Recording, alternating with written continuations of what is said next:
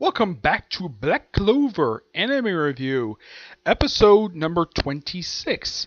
This one I'm reviewing the 76th episode of the anime, Mage X, and the 198th chapter of the manga, The Five League Grimoire.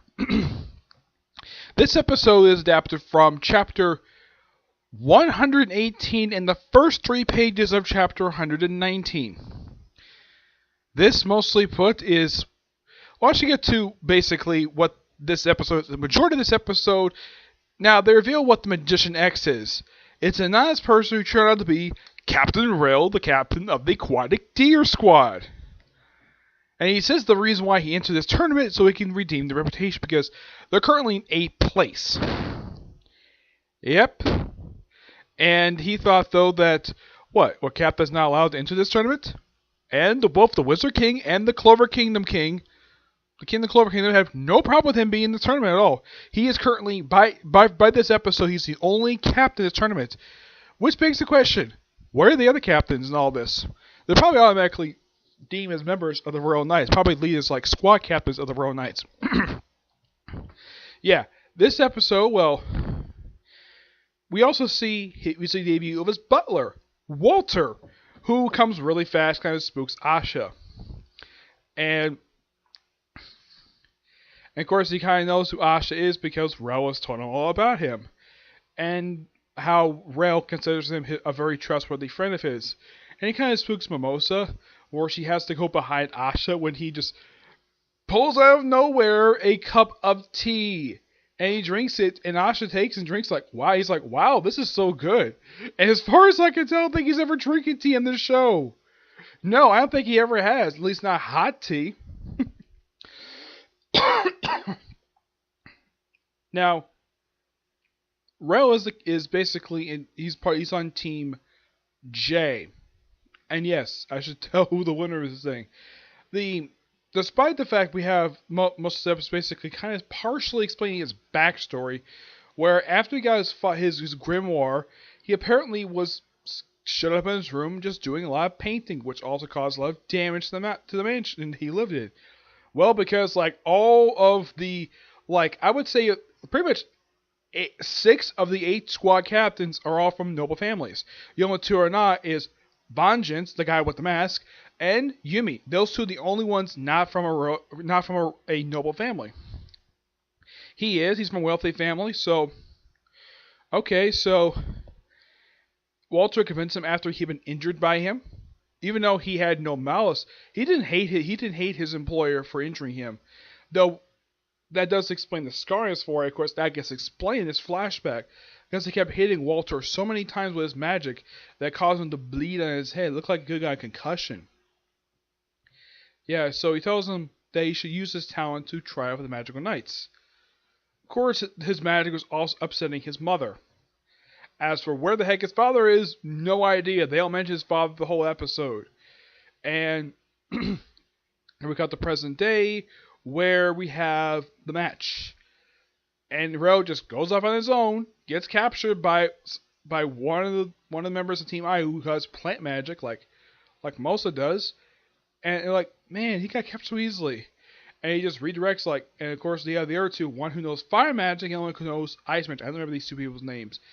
And one who uses fire magic, he deflects it with ice magic, and the one who uses fire, ice magic. Taking these 2 out pretty easily, and then having one of his members who knows ice magic slice up the vine, and the person who looks like he knows sand magic, he creates a bunch of rocks and smashes the crystal pretty quickly. This match lasts for a good, on screen for a good 3 minutes. It is by far the quickest match I have ever seen. Yeah, Kathy gets captured, deflects 2 attacks, and then one of the members just easily knocks out the person guarding the crystal and destroys the crystal pretty easily. Heck, even the King of the Clover Kingdom, he thinks, that was okay. I do agree, it's just an okay battle. It's a bit of a bizarre episode, but I would say the highlight of it is basically the showing off of Rel's backstory. Well, partially of it. Yeah, it doesn't show the entirety of his backstory, though this takes place 4 years prior to the events of the series. So, yeah, there's that.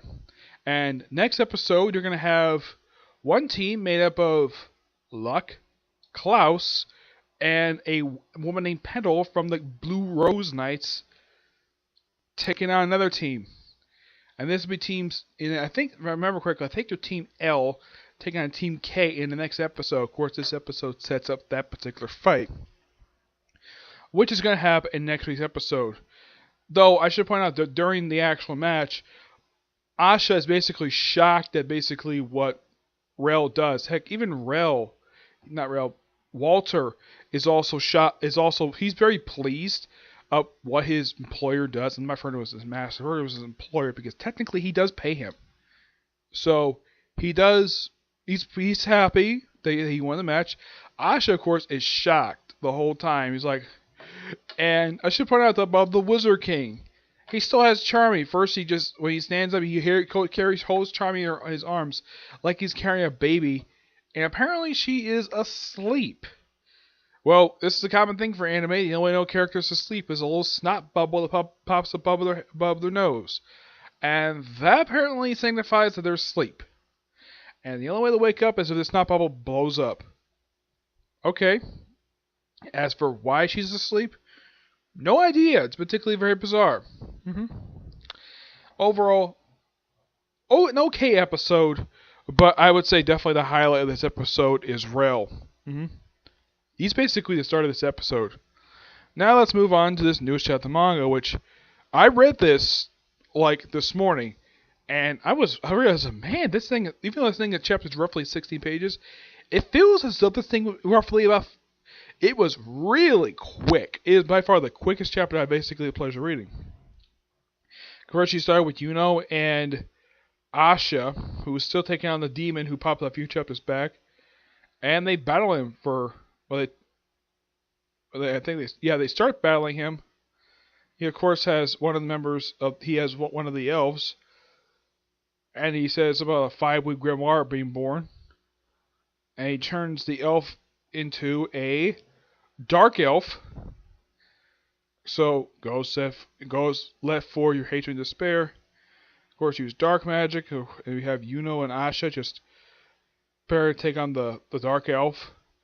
The demon flies up a hole, and Asha starts chasing after it, and he gets sort of blocked by the dark elf. It's like says he can't forgive humans for that one day. And Asha's like, you should understand that, right? So please get out of the way. And he's like, hate, this is bad, this magic.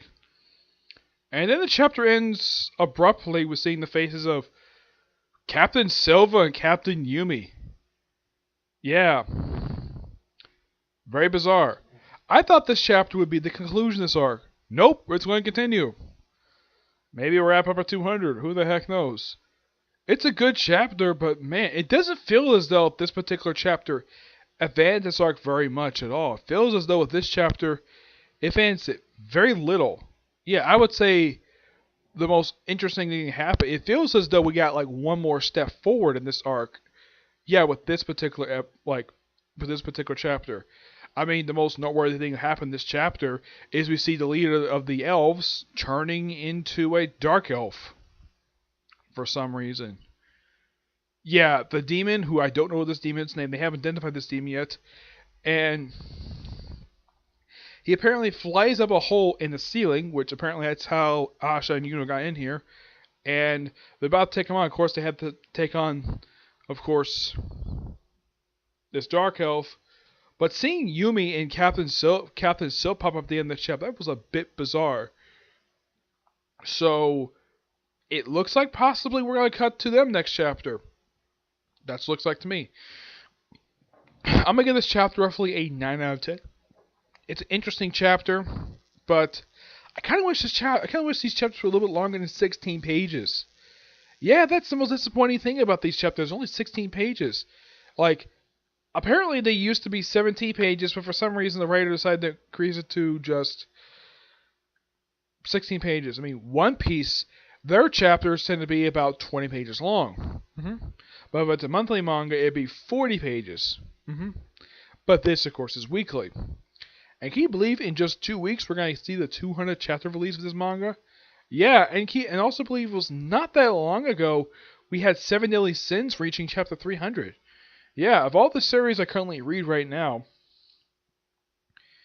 of the weekly ones, in the case of One Piece, I don't think 1000 will happen this year.